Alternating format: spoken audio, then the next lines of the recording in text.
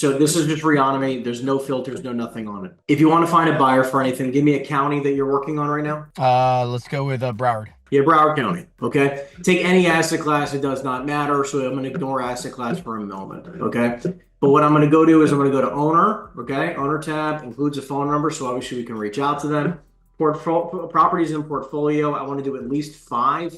Next thing I'm going to do is I'm going to go to sales within the last 2 years. I'm going to explain all this as like the why in just a moment. I just want to get clear here. And the only other thing that I'm going to do is that I'm going to go to owner. I'm going to include the word. I'm going to include person. Okay, instead of just company, because company might include BlackRock and all these other companies, which is very difficult to get a hold of. Okay, now choose any asset class. Now we have this set up. I mean, yeah, let's go with motel.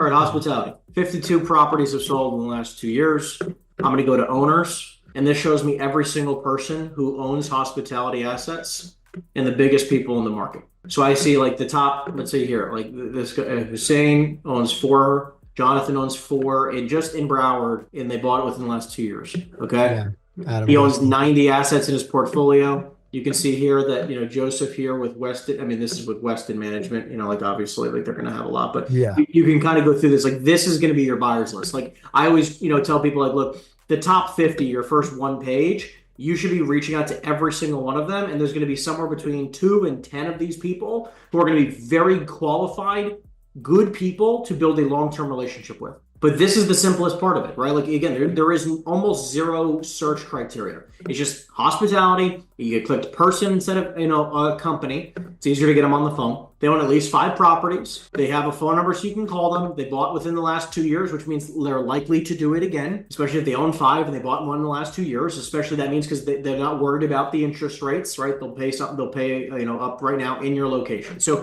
this is where you start for all your buyers. And then you can start, like inching down in either direction, right? Like you can start then, hypothetically, you can remove person. You hit apply, you're going to have a gajillion more here. You're going to have like Blackstone, like I said, is number 1 with $72 billion in assets under management, as per their portfolio size. Anyways, the point is like you're going to have a lot more on this list, but I wouldn't start with the company. Right. Start with the person. I think that pretty much kind of covers a lot of that side of things. I did want to ask something else. So how does, I did have some experience on the residential side for wholesale. I closed a few deals nationwide, like 6 or 7. But then, like I said, they brought me in when they had already sunk like 500K into it. And so as much as I try to turn it around, I brought in 3 acquisition guys. I trained them up. We were doing great, but just we couldn't produce enough in the small time frame I had. So from a commercial wholesale standpoint, I saw that they're making offers and things like that. And I imagine that it's probably in the training as well on how to do that. But essentially,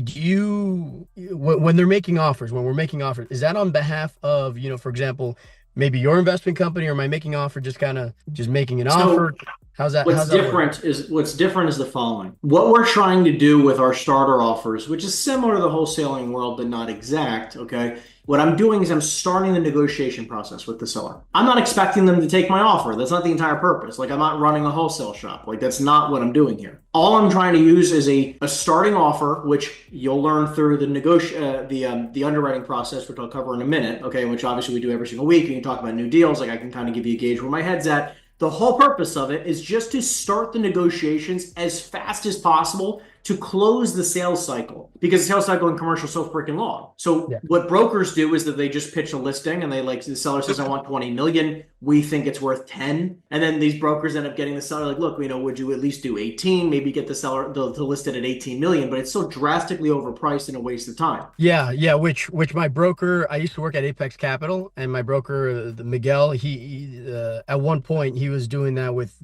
I think it was his like nephew or something like that. They would put in offers like that. It wasn't something that everybody did, but it was like their team in particular. They would go make an offer, and then from there they would figure out the rest. So correct. Yeah. So what we do is we send out starter offers on every single lead we generate. Every seller lead we generate, we send an offer. What this does is, again, it starts the negotiation process. Because instead of a broker who, again, is pitching a listing, we bring them 2 to 3 offers within the first 72 hours. Because every time we submit an offer, we're sending a traditional offer, right? Straight up financing. And then we'll send them a seller financing offer as well. So they're going to get 2 offers right away from us, which is 100% done verbally.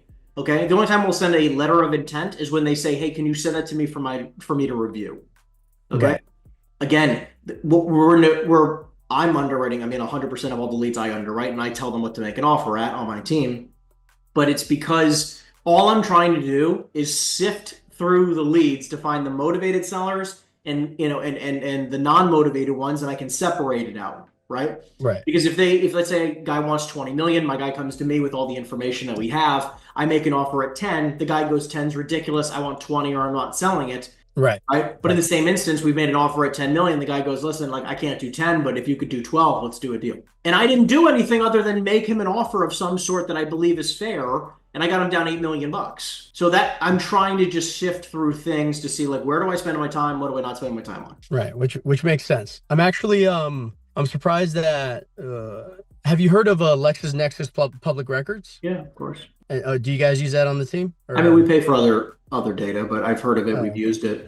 The problem is that it's not fast enough. Right, right. Yeah, it's more of an individual. I use that a lot at Apex. That was how we were able to be like kind of targeted and then everything like that. But got you. So you guys are using on the Reonomy and everything like that. I mean, look, Okay. I can't, it's impossible to be, you can't do, I mean, the amount of volume that we're doing, it's very Right. difficult to use LexisNexis.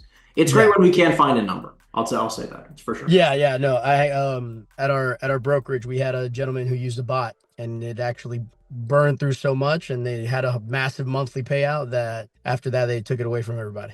Okay. So, Okay. but anyways, okay, cool. I guess something that does come to mind now is I mean, what's your plan with your coaching program? Kind of where are you going?